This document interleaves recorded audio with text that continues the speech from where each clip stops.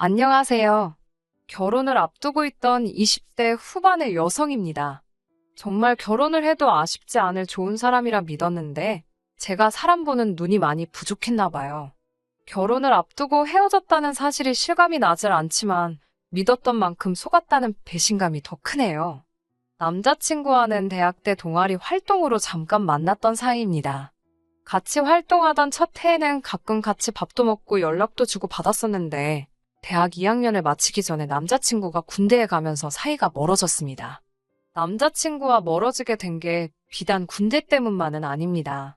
저도 2학년을 마치게 될 때쯤에 미국으로의 유학 기회가 생겨 해외를 나가게 되었던 이유도 있었어요. 제가 미국으로 넘어가고부터는 그나마 가끔씩 안부를 주고받던 남자친구와도 자연스럽게 연락이 끊기게 되었기 때문에 그렇게 소식을 들을 길이 없게 되었어요. 원래는 어학연수만 마치고 반년 정도 후에 귀국하는 예정이었는데 기회가 닿기도 했고 아버지가 이참에 아예 공부를 새로 해보는 게 어떻겠냐고 권유도 하셨기에 아예 어학연수를 하면서 미국에 있는 대학교에 편입을 하게 되었습니다. 더 오래 머물 계획은 없었는데 그렇게 공부를 하다 보니 거기서 대학원까지 마치게 되었습니다. 졸업 후 교수님의 추천으로 미국에 있는 회사에서 인턴 생활까지 하게 되었고요. 저도 무척이나 열심히 했지만 부모님의 경제적 서포트가 없었다면 불가능한 일이었을 거예요. 당시 부모님은 작은 사업을 하고 계셨습니다. 자본금 5천만 원으로 시작한 작은 사업이었는데 우연한 기회로 국책 사업을 맡게 되면서 사업이 가파르게 성장할 수 있었어요. 덕분에 저도 미국에서 지내기 시작하면서 대학원까지 마칠 수 있었던 거고요. 귀국 후에는 전공을 살려서 한국에 있는 기업에 취직을 하려던 계획이었습니다. 그런데 돌아와서 지내다 보니 저의 전공을 살리기엔 아버지의 회사만한 곳이 따로 없겠다는 생각이 들더라고요. 아버지도 어느 정도 하고 계시던 사업을 제가 물려받기를 원하시던 눈치였고요. 하지만 제가 낙하산으로 들어가서 이미 잘하고 있는 회사에 물을 흐리고 싶지는 않았고 아버지도 제가 가장 밑바닥인 사원으로부터 시작해서 밑에서부터 착실하게 올라와서 회사 다른 사람들에게도 인정받는 게 수순이라고 생각하셨고 그 점을 강조하셨어요. 겸손이라는 미덕이 가장 중요한 것 아니겠냐며 회사에서 일을 시작할 수는 있게 하겠지만 특히 직장 동료들에게 제가 아버지의 딸이라는 점을 꼭 숨겼으면 하는 눈치셨습니다.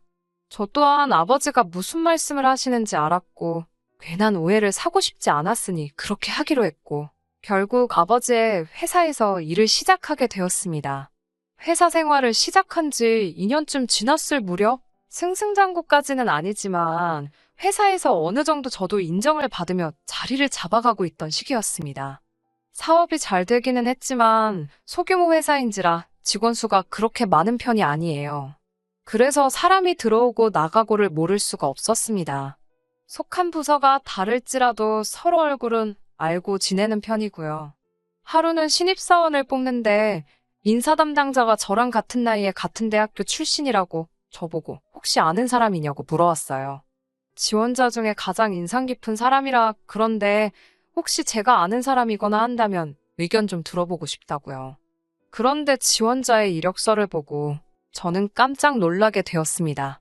저랑 짧은 인연을 가졌던 남자친구의 사진이 붙어 있었거든요. 예전에 연락이 끊어진 친구에 대한 반가움보다 저와 알던 사이라는 걸 알려야 하나 말아야 하나 고민부터 앞서더라고요. 저는 대학교를 다니다가 유학을 떠나서 대학 시절의 인맥은 없는 거나 마찬가지다 하고 둘러댔어요. 그런데 그러고 얼마 뒤에 남자친구가 당당히 합격해서 회사에 입사하게 되었더라고요. 남자친구도 저를 알아본 눈치였는데 제가 저도 모르게 제 입에 손을 가져다 대며 남자친구에게는 비밀로 하라는 듯 제스처를 취했습니다. 사람들이 워낙에 말을 잘 만들어내기도 하고 말도 안 되는 소문으로 고생하는 사람들을 몇몇 봐와서 그런지 저도 모르게 그런 행동을 취했던 것 같아요. 그리고 그 이후로 결국 저는 처음 한 반년 동안은 남자친구를 모르는 척 했습니다. 그런 와중 하루는 남자친구에게 연락이 왔어요. 친한 친구가 되자는 건 아니지만 그래도 동료로서 친하게 지낼 수는 있지 않겠냐고요. 사실 신입 직원인데도 불구하고 일도 잘했고 우연찮은 기회였지만 저희 아버지와 출장을 자주 다녔어요.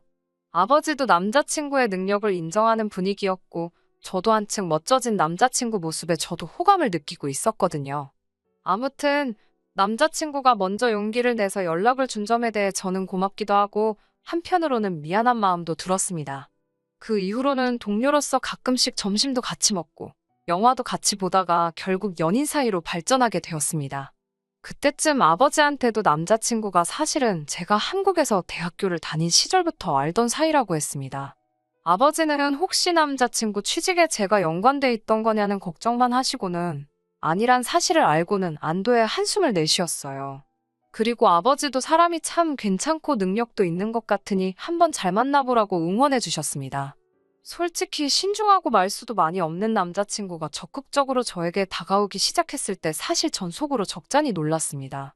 학교 다닐 때부터 남자친구는 매사 지나치게 조심스럽고 여러 가지 경우의 변수를 고려하는 편이라 그런 신중함이 주변 사람들을 지치게 하는 편이었거든요. 지금 돌이켜 생각해보니 사람들을 많이 사귀지 않았던 것도 그런 성격 때문이 아니었을까 싶네요. 반면에 제 성격은 한다면 한다고 아니면 아닌 거지 어정쩡한 건 딱 싫어합니다. 어떤 일에 대한 결정을 내릴 때도 그렇고요. 그래서 저희 둘을 다 아는 사람들은 저희가 어떻게 결혼까지 약속했는지 이해가 안 된다고 고개를 저을 정도였어요. 문제는 남자친구의 이런 성격이 결혼을 준비하면서 큰 걸림돌이 될 거란 생각을 제가 미처 하지 못했다는 겁니다. 정확히 말하자면 이런 성격을 갖게 된 이유가 뭔지 알려고 하지 않은 게 문제였어요. 나중에 알게 된 일이지만 남자친구가 이런 성격을 갖게 된 데에는 남자친구 부모님의 영향이 굉장히 컸던 것 같네요.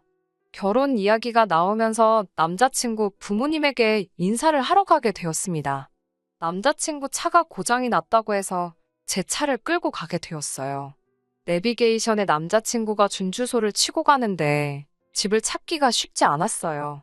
결국 같은 동네를 3바퀴나 돌았는데도 집을 찾지 못했는데 아무 말도 없는 남자친구 모습이 어이가 없더라고요.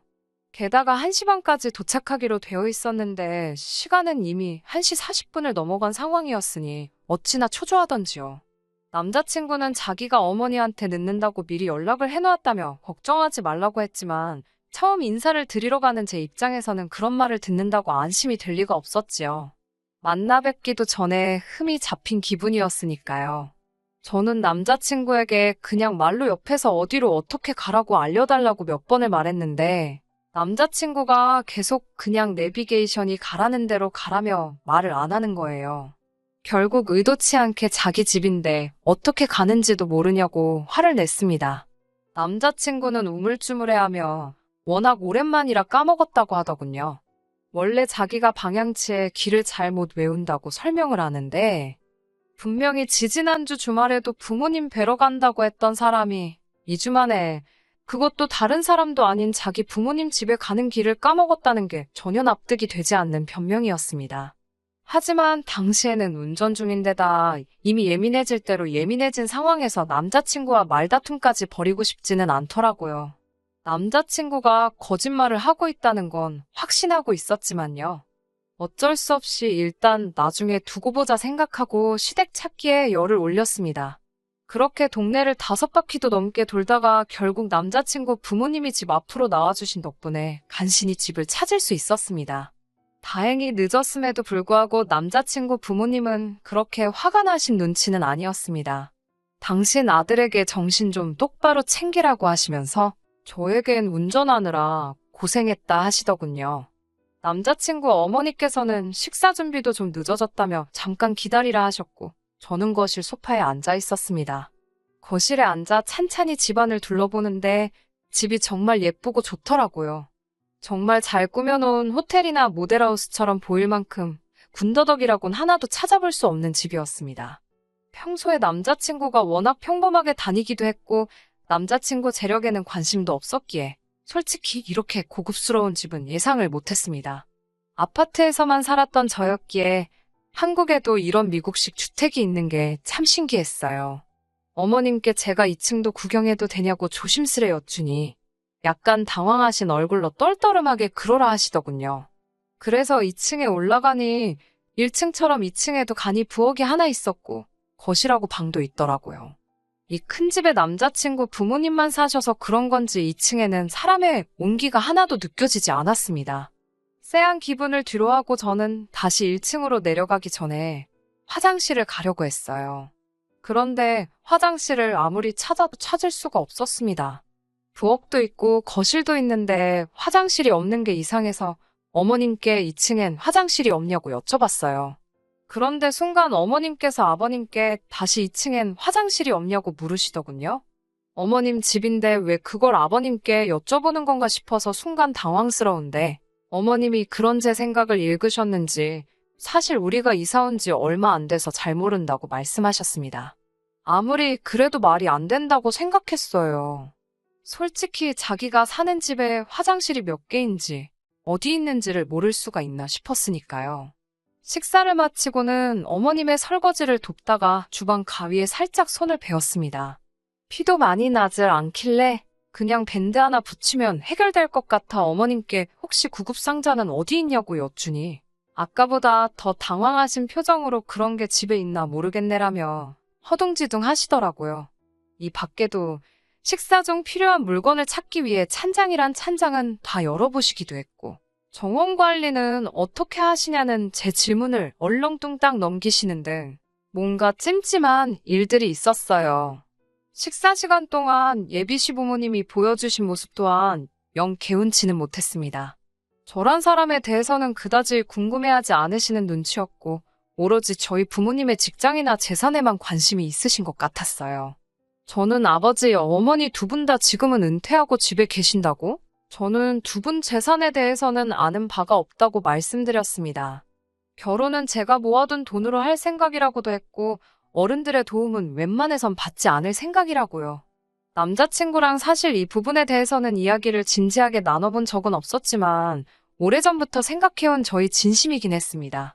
집으로 돌아오는 길에 남자친구는 말이 없었습니다. 제가 분위기를 좀 바꿔보려고 농담을 해도 피곤하다는 반응뿐이었어요. 그리고 다음 날이었어요. 점심시간에 남자친구가 잠깐 이야기 좀 하자고 하더라고요. 저는 어제 일에 대해서 남자친구 부모님이 무슨 이야기라도 하셨나 싶었습니다. 그런데 차에 타자마자 남자친구가 저더러 부모님이 은퇴하신 게 맞냐고 묻더라고요. 그래서 맞다고 하니까 아버지가 이 회사 오너가 아니냐고 물어왔어요. 저는 속으로 정말 당황했고 깜짝 놀랐습니다. 왜인지는 모르겠지만 어제 일에 대해 저도 어느 정도 찜찜한 기분을 느꼈기 때문인지 저도 모르게 거짓말을 했습니다. 오너라니 무슨 소리를 하는 거냐고. 아버지가 사장이면 내가 지금 왜 지금도 이 직급으로 일을 하고 있겠냐고요. 남자친구는 전에 없던 심각한 표정을 보이더니 그럼 네가 입고 걸치고 다니는 건 다 무슨 돈으로 사는 거냐고 묻더군요. 아무래도 검소하신 아버지와는 다르게 어머니는 제가 앞으로 시집도 가고 하려면 예쁘게 하고 다녔으면 좋겠다며 이것저것 좋은 걸 많이 사주시는 편이거든요. 저도 멋내는 걸 좋아하기도 해서 마다할 이유도 없고 해서 어머니가 사주시는 대로 다 잘 쓰고 있었고요.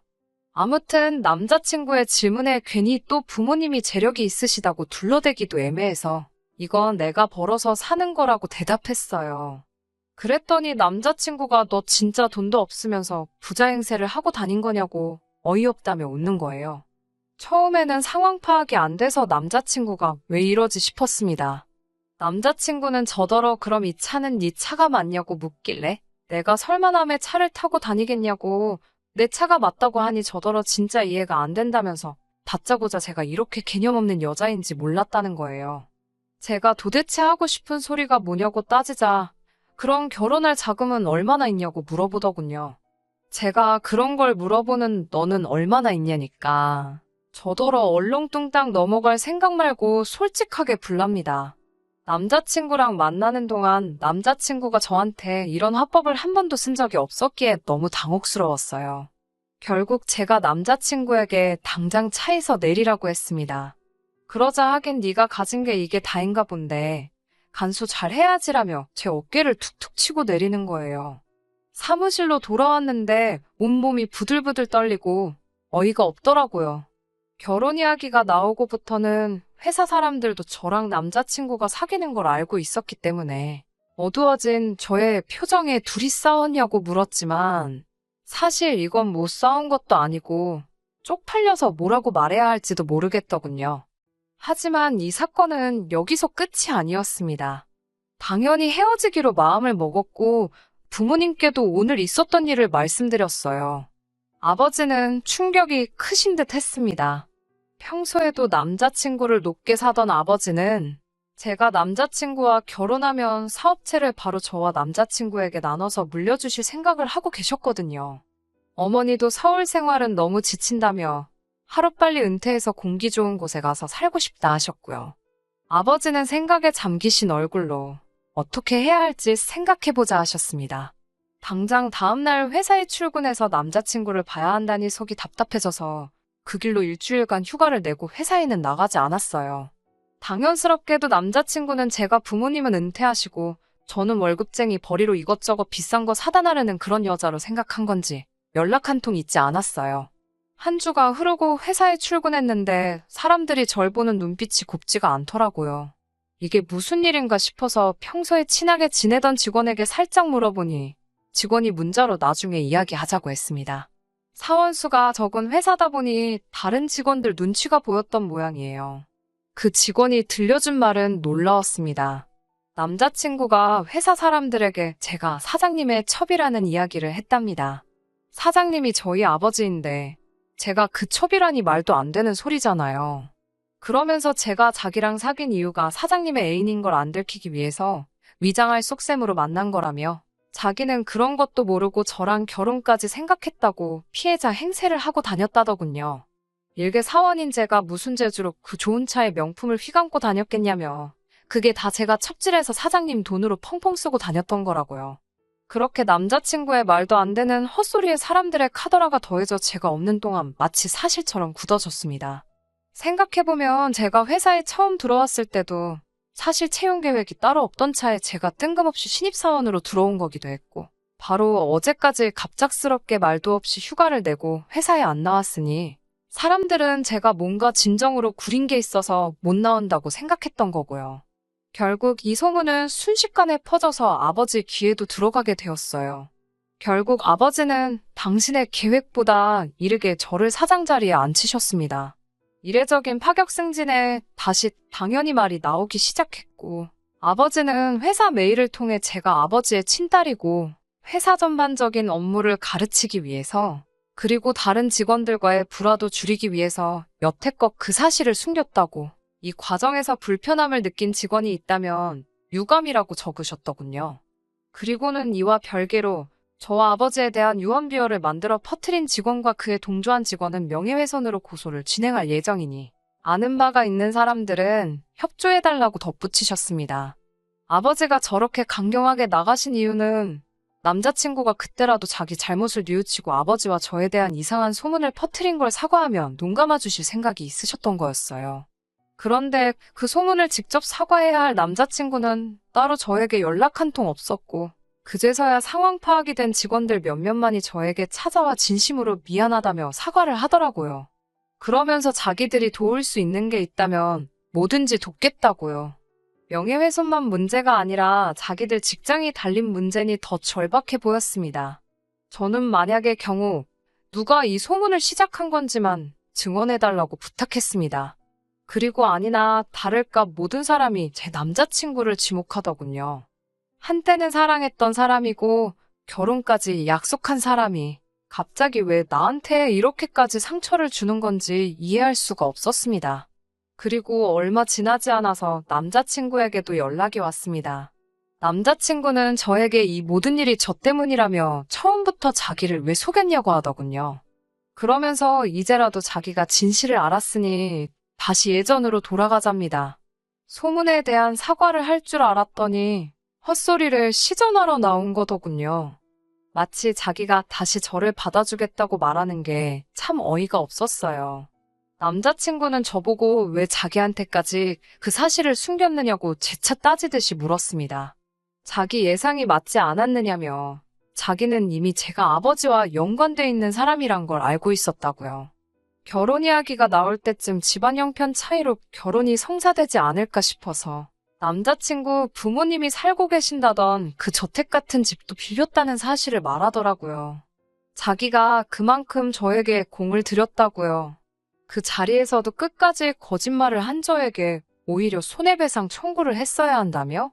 어차피 결혼할 사이에 그렇게까지 하겠냐며 자기가 저희 거짓말을 눈 감아주겠다는 듯이 뻔뻔하게 나오더라고요.